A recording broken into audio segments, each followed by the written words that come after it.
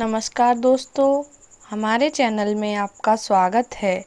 तो आज की कहानी है एक लालची इंसान कैसे लालच में फंस करके अपनी पूरी ज़िंदगी बर्बाद कर लेता है। तो आइए जानते हैं। एक गांव में एक आदमी रहता था। वह बहुत ही लालची था। उसने सुन रखा था कि संतों और साधुओं की सेवा करने से बहुत ज़्यादा धन प्राप्त हो सकता है। यही सोचकर वह साधु, संतों और दीन दुखियों की सेवा करने लगा। एक बार एक बड़े चमत्कारी संत उसके घर आए। उसने उन संत की बहुत सेवा की और उन संत ने उसकी सेवा से प्रसन्न होकर उस इंसान को 4 नारियल दिए और कहा, इनमें से एक नारियल लेना और पूरब दिशा की ओर चले जाना। जहाँ ये नारियल अपना रंग बदल ले, वहाँ की ज़मीन को खोद लेना। वहाँ तुम्हें बहुत सारा धन मिलेगा। यदि तुम्हें और अधिक धन की आवश्यकता पड़े तो तुम दूसरा नारियल पश्चिम दिशा की ओर ले जाना। जहाँ ये नारियल अपना रंग बदल ले तो वहाँ की ज़मीन खोदना। तुम्हें वहाँ पर भी मनचाहा धन मिल जाएगा। फिर भी तुम्हें संतुष्टि न हो तो तीसरा नारियल लेना और दक्षिण दिशा में उसी प्रकार नारियल के रंग बदलने पर वहाँ की ज़मीन खोदना। वहाँ भी तुम्हें बहुत सारा धन मिल जाएगा।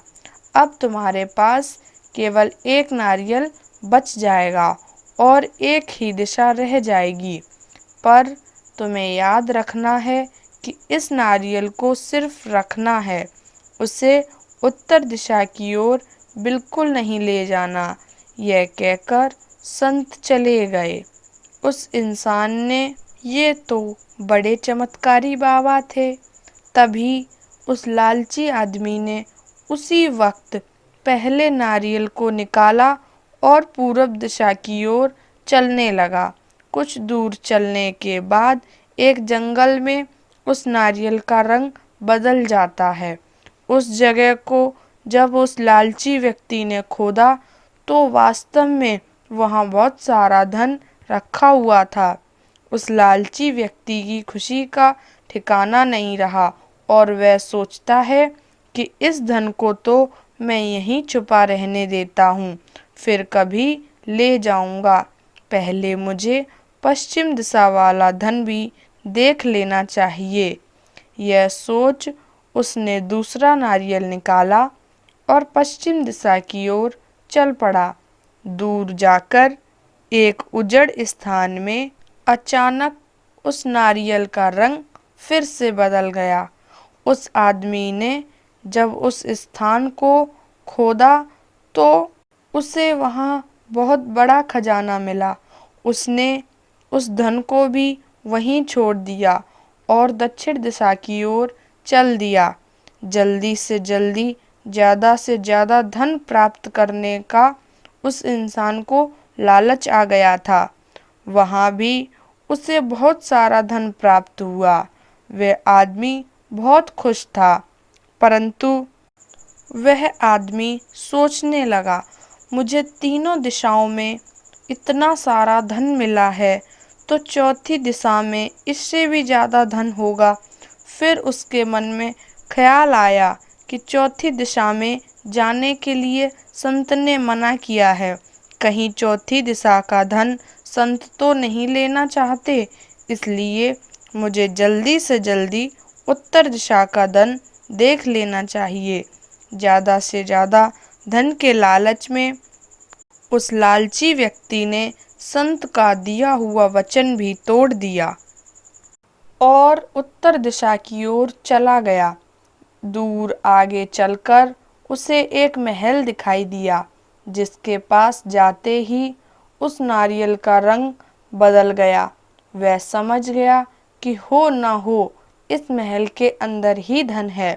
महल का दरवाज़ा बंद था।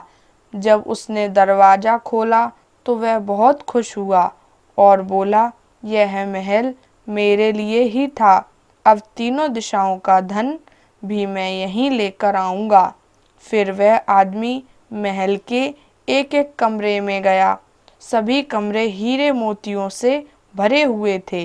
वह आदमी खुशी के मारे पागल सा हो जाता है, अपने भाग्य को शाबाशी देता है और फिर जब वह महल के आगे बढ़ा तो उसे एक कमरे में चक्की चलने की आवाज़ सुनाई दी।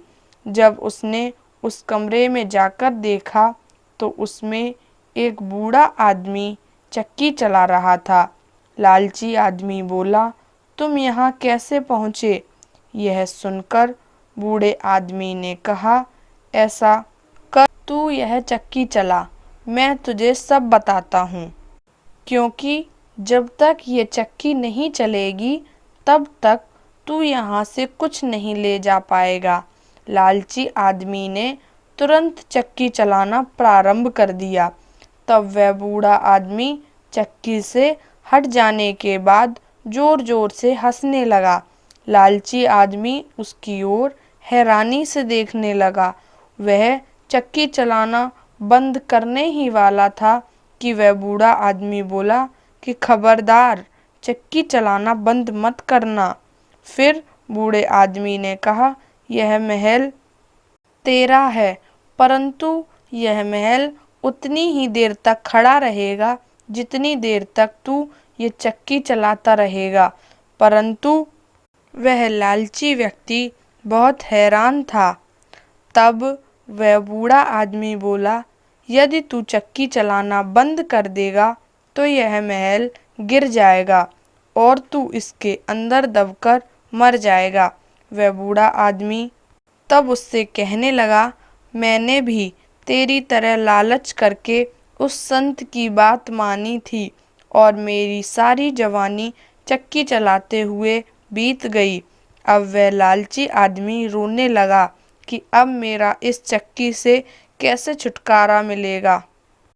तब बूढ़े आदमी ने कहा, जब तक मेरे और तेरे जैसा कोई लालच में अंधा या नहीं आता तब तक तुझे इस चक्की से छुटकारा नहीं मिलेगा। और बोला, यह धन तेरे किसी काम का नहीं रहा, अब तो तू यह चक्की ही पीस। तो दोस्तों, इसलिए कहते हैं लालच बुरी बला है। धन्यवाद।